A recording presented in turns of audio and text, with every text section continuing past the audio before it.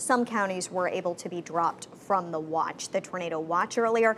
I'm looking inside the storms in Wake County right now. I just want to let you know, if you're watching within Wake County, that area of rotation that we saw earlier that prompted the tornado warning in Holly Springs, Fuquay Arena, and down into Harnett County, it has basically fallen apart, which is great news. That's exactly what we want to hear. We aren't in the clear yet in Wake County, but you're seeing improving conditions very quickly in Apex, Holly Springs, Fuquay Arena, Anger. So I think pretty soon we'll be able to put the western half, at least, of Wake County in the clear, but nothing concerning right now. I just wanted to reassure you we are watching the radar very closely. When I am on the air, meteorologist Chris Michaels is looking at all the scans behind the scenes, so is Amy Wilmoth, and vice versa.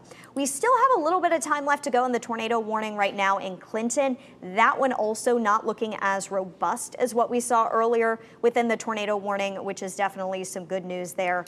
We're watching the Clinton camera. It may have gone out due to a power outage. Let's check in really quickly. Speaking of which, on the power outages, we are getting reports now of more power outages. The power outages likely under 1,000 still for Sampson County. Oh, there we go. We got it back. It's maybe going in and out a little bit, but in Sampson County, Harnett County, Hoke County, and Durham County, we have just under 1,000 power outages, and under 5,000, but over 1,000 outages now in Wake County, as well as Orange, Chatham, Lee, and Moore counties. So we still have a ways to go as we continue to track the impacts from Helene. It's been a rough day for so many, including us here at home, but the western part of our state as well. Some reassurance for folks in Moore County, Hoke County, as well as Lee and Chatham County. You have been dropped from the tornado watch. That's good news. You're going to see improving conditions for the remainder of the day. A flash flood emergency is continuing in the North Carolina mountains, basically all of the mountains at this point. This does include Boone, App State,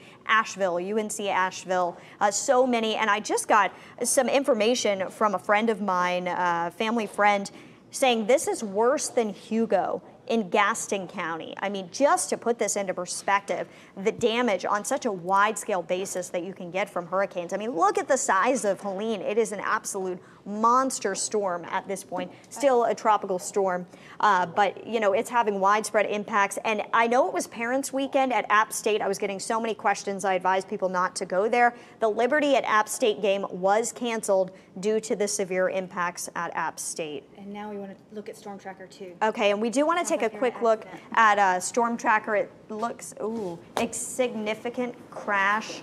I-40 at Jones Sausage Road. This is the westbound lanes of I-40 at Jones Sausage Road there. Let's put Storm Tracker on the map here. You can see exactly where they are. This is near Garner.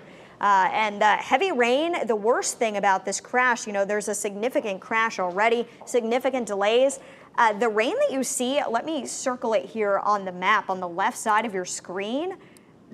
This is all going to be headed right there where we have that crash. So the road already a mess there along I-40. It's about to get a lot worse, Brett. The rain that you're seeing now, it's going to be picking up in intensity, stronger winds likely as well. So how are things looking there on I-40 right now? Right now it is tough out here on I-40. You can see on my camera here that I am able to control. I'm able to zoom in, and you can see all that rain that's splashing up behind the cars that are traveling eastbound. All the traffic that is stopped is heading in the westbound direction right now. Crews are trying to clear this crash as quickly as possible. It's right here at the Jones Sausage Road interchange.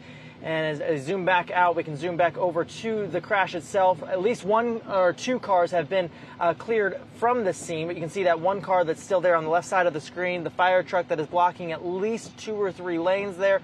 They have 2 lanes of traffic getting by that fire truck right now, but it is a mess out here on I-40. Whether you are in this traffic because of this crash or whether you're on the eastbound side, these roads are difficult to travel right now, difficult to navigate because of how much water is on the road at this point. You can see all of it splashing behind the tires there as they head away from where the Storm Tracker is parked on the side of the road right now. And a lot of ponding on the roads as well, causing hydroplaning, all kinds of dangerous situations out here on I-40. We're going to continue to check back in with you. Right now, it looks like this crash should be cleared within the next 20 or 30 minutes. They're just waiting for a tow truck to get that last car out of the way. Then they'll get the fire truck out of the way, and they'll reopen I-40 westbound. Thank you so much, Brett. We are continuing to hear of some significant damage reports due to Helene in our area. There is a vehicle in floodwaters right now on Lakewood Avenue near South Street. That's in Durham.